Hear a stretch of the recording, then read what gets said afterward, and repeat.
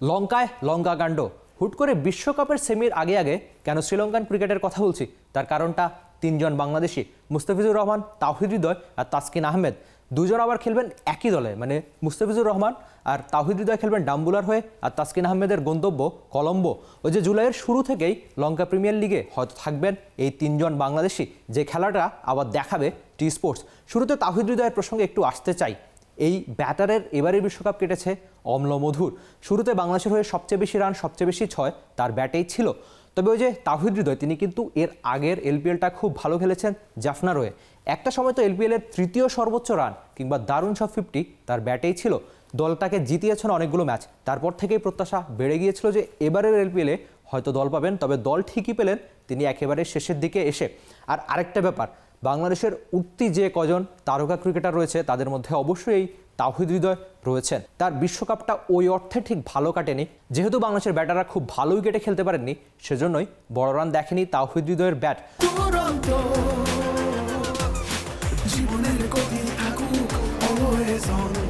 সঙ্গে এই ব্যাটার যে কতখানি ভয়ঙ্কর ব্যাটার সেটা হয়তো আপনি বাংলাদেশ দলের জার্সিতে এর আগে ঠিকই টের পেয়েছেন।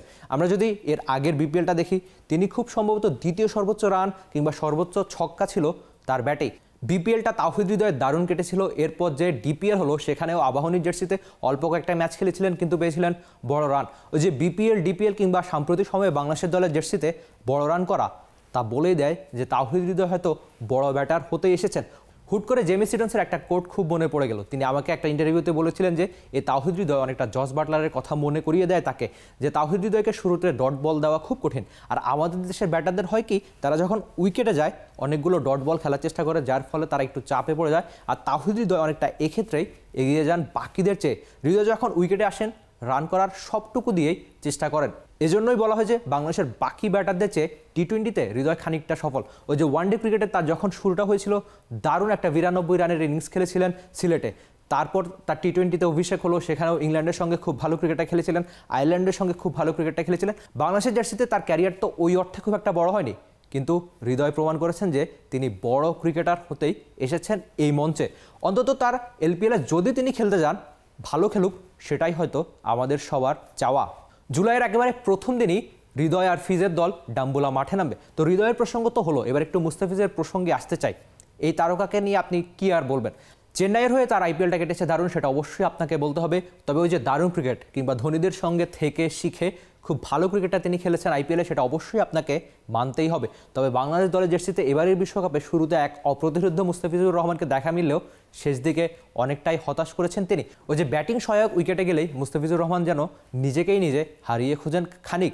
তবে আইপিএলটা তার ভালো কেটেছে। এর আগে তিনি বারবার প্রমাণ করেছেন যে টি-20 ক্রিকেটে বিদেশি লিগে তিনি সবসময় ভালো পারফর্মার। তবে এলপিএলটা তার খেলা হবে কিনা তার উপর নির্ভর করছে কয়েকটা যদি। কিন্তু ওই যে এনওসি পাওয়া কিংবা বিসিবি থেকে তাকে ছাড়পত্র দেওয়া যদি তিনি পান, তবেই জুলাইয়ের শুরু থেকে তার এলপিএলটা খেলা হবে।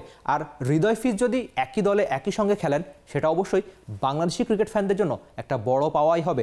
বাংলাদেশের টি-20 ক্রিকেটের অন্যতম বড় এক নাম তো এই মুস্তাফিজুর রহমান। তিনি যদি ভালো পারফরমেন্স করেন, অবশ্যই তাতে তো বাংলাদেশ ক্রিকেটেরই লাভ। অন্যদিকে কলম্বোর হয়ে এলপিএলটা খেলতে দেখা যাবে তাসকিন আহমেদ তাজিমকে। ওই অর্থে তাসকিন অনেক বছর ধরে বাংলাদেশের ক্রিকেটে খেললেও কিন্তু খুব বেশি বিদেশি লিগে তার খেলা হয়নি। তবে সবশেষ জিম্বাবুয়েতে টি-10-এ খুব ভালো পারফরমেন্স করেছিলেন। একটা সময় তো সর্বোচ্চ উইকেট বা দ্বিতীয় সর্বোচ্চ উইকেট শিকারী ছিলেন এই তাসকিন আহমেদ তাজিম। যদি তিনি লঙ্কান প্রিমিয়ার লিগটা খেলতে পারেন, অবশ্যই তার জন্য হবে বিশেষ কিছু। কারণ এই লিগে আদতে বিদেশি, আপনি যখন বিদেশি কোনো লিগে খেলবেন, অবশ্যই আপনার জন্য শেখার অনেক কিছুই থাকবে। সেটা মুস্তাফিজ, তাওহিদ হৃদয় কিংবা তাসকিনের সবার ক্ষেত্রেই প্রযোজ্য। কিন্তু তাসকিন আহমেদ সাম্প্রতিক সময়ে বাংলাদেশের অন্যতম সেরা পেসার বলা যায়। হুট করে একটা পরিসংখ্যানের কথা মনে পড়লো, ওই যে 2022 টি-20 বিশ্বকাপে অ্যাডিলেডে তিনি উইকেট শূন্য ছিলেন পাকিস্তানের সঙ্গে। তারপর টানা 19টা ইনিংস বাংলাদেশের জার্সিতে টি-20-তে উইকেট পেয়েছিলেন কমপক্ষে একটা করে। এটাই বলে দেয় তাসকিন আহমেদ তাজিম কতখানি ভালো পারফরমেন্স করেছেন বাংলাদেশের জার্সিতে। বিশ্বকাপের ব্যর্থতা ভুলে আপাতত সময় বোধ হয় বাংলাদেশি ক্রিকেটারদের একটু বেশি পাশে থাকার। কারণ পাশে থাকলে বা সমর্থনটা পেলেই মাঠে ক্রিকেটে বাংলাদেশ দল ভালো ক্রিকেটটা খেলবে, এমনটাই বোধ হয় সবার চাওয়া। তবে ওই যে খুব বেশি মাঠে ক্রিকেটে তো ব্যস্ততা নেই আপাতত। লঙ্কান প্রিমিয়ার লিগ খেলতে যদি এই 3 তারকা যায়, অবশ্যই আপনার তাদের বাইরের একটা লিগে সমর্থন করা উচিত। আর এই লঙ্কা প্রিমিয়ার লিগের সবগুলো খেলা দেখতে আপনাকে অবশ্যই চোখ রাখতে হবে দেশের একমাত্র স্পোর্টস চ্যানেল টি স্পোর্টসেই।